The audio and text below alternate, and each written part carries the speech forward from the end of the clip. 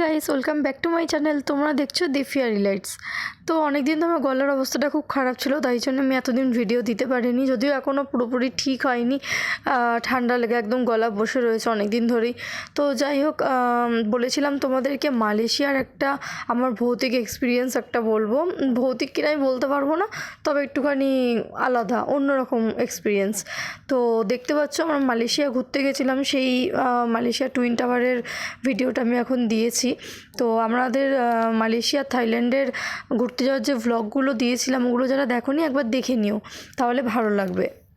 তো আমরা থাইল্যান্ড মালয়েশিয়ার যে ট্রিপটা করেছিলাম, তার মধ্যে থাইল্যান্ডে আমরা বেশি দিন ছিলাম, শুধু মালয়েশিয়ার ওয়ান নাইট আমাদের স্ট্যান্ড ছিল। মালয়েশিয়ায় কয়েকটা যেগুলো খুব দেখার ইচ্ছা আমার, সেগুলো দেখার মতন, তো একটা দিনই আমরা রেখেছিলাম মালয়েশিয়াতে।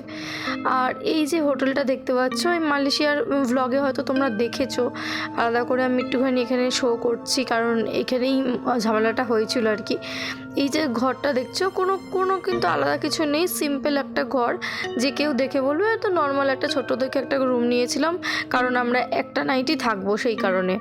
এর আগে থাইল্যান্ডে অনেকগুলো হোটেলেই তো ছিলাম, তোমরা দেখেছো আগের ব্লগে, কিন্তু এই মালয়েশিয়ার এই হোটেলটায় ঢোকার পর একটা অদ্ভুত জিনিস হলো, মানে আমার মাথাটা হুটহাট গরম হতে শুরু করলো। মানে বর তাও কাম ডাউন ছিল, কিন্তু আমি হুটহাট রেগে যাচ্ছিলাম। মানে যেদিনকে আমরা এখানে ঢুকেছি, ওই দিনেই আমাদের বিকেলে আমরা এখানে চেক ইন করেছি, আমাদের সন্ধ্যের দিকে ওই টুইন টাওয়ারটা দেখতে যাওয়ার কথা ছিল।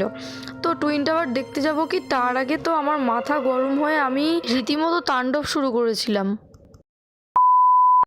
যে হোটেলের রুমটা তোমাদের দেখালাম, ওই হোটেলে কিন্তু আমরা ছিলাম। আর ঘুরতে যাওয়ার সমস্ত প্ল্যানিংগুলো যেহেতু আমি করেছিলাম, ওই জন্য আগের থেকেই ঠিক করা ছিল যে পৌঁছে ফ্রেশ হয়ে আমরা ড্রেসটা চেঞ্জ করে কিন্তু বেরিয়ে যাব টুইন টাওয়ার দেখতে। কারণ টুইন টাওয়ারটা কিন্তু অনেক রাত্রির অবধি খোলা পাওয়া যায় না, একটা নির্দিষ্ট টাইম আছে। তো জানি না কি হয়েছিল, আমার এত মাথা গরম হয়ে গেছিলো, আমার বরের ওপর রীতিমতো বরের ওপর চড়াও হয়ে গেছিলাম, 2-4টে কিল ঘুষিও দিয়েছি। আর বর আমার থেকে তো কতটা লম্বা দেখেছো, লম্বা চওড়া, তো আমাকে সামলাতে পারছিল না, আমার গায়ে এতটা জোর এসে গেছিলো নাকি। ও আমাকে পরে বলেছিল, মানে ও বুঝতে পেরেছিল কিছু একটা ব্যাপার ছিল, মানে আমার গায়ে এতটা জোর ও সামলাতে পারছে না, মানে অদ্ভুত একটা ব্যাপার, মানে আমি যেন থামছিলামই না। লাস্ট পর্যন্ত বর আমাকে টেনে বার করে নিয়ে গেছে।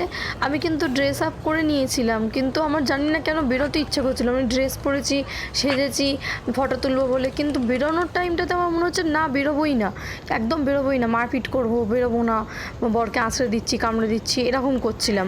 মানে ও আমাকে সামলাতে পারছিল না, যেটা বললাম তোমাদেরকে। তো লাস্ট পর্যন্ত বর যখন দেখছে অনেকটাই রাত হয়ে যাচ্ছে, আর কোনো চান্স নেই, ও আমার হাত ধরে টেনে রীতিমতো আমাকে বার করেছে। আর জুতোটা আগে আমার বার করে দিয়েছিল। তো বার করে দেওয়ার পর আমাকে হাত ধরে যখন টেনে আমাকে রুম থেকে বার করেছে, তখন কিন্তু আমি আবার নর্মাল, তখন নিজের থেকে জুতোটা পায়ে গলিয়ে আবার ওর সাথে হেঁটে হেঁটে কিন্তু আমরা লিফট অবধি গেছি, নেমেছি, এমনকি ঘুরেছি। আর টুইন টাওয়ারের সামনে আমরা যে ফটো তুলেছি, আমাদের দেখলে তো কেউ বলবেই না যে আমরা একটু আগে মারপিট করে বেরিয়েছি। মানে আমার তো বেরিয়ে আর কিছু মনেই ছিল না কি করেছি না করেছি, মানে একটা অদ্ভুত একটা ঘোরের মধ্যে যেন ছিলাম, এত মাথা গরম হচ্ছিলো বলে বোঝাতে পারবো না। কিন্তু রুমটা থেকে বেরোনোর পরেই আমার সেটা কিন্তু ঠিক হয়ে গেছিলো।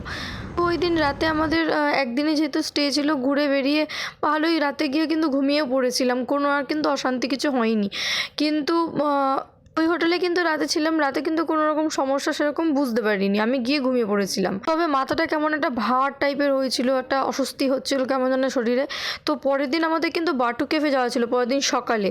তো সকালে আমরা উঠে কিন্তু গেছি বাটু ক্যাফে, কিন্তু গেছি ওখানে যাওয়ার পরে, যেহেতু মন্দির এরিয়া ওটা, ঢোকার পর কিন্তু শরীরটা অনেক হালকা লাগছিল আমার, এটা কিন্তু আমি বলতে পারি।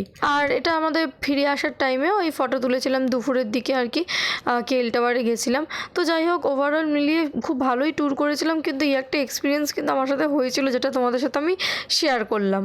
তো যাই হোক, ওই দিন রাতে আমার কি হয়েছিল আমি এখনও বুঝতে পারি না। তোমরা এখন ভিডিও তো দেখছো সবই কিন্তু নর্মাল, আমাকে দেখেও কেউ কিছু বুঝতে পারবে না, কিন্তু রাত্রেবেলা যা তাণ্ডব করেছিলাম, রাতে না সন্ধ্যের দিকে আর কি, বেরোবো না বলে হোটেল থেকে। তো যাই হোক, আজকে ভ্লগটা তাহলে এই পর্যন্তই রাখছি, আমার এক্সপিরিয়েন্সটা শেয়ার করলাম, কেমন লাগলো জানিও। দেখা হচ্ছে তোমাদের সাথে আবার নেক্সট ভ্লগে, আজকের মতন টাটা।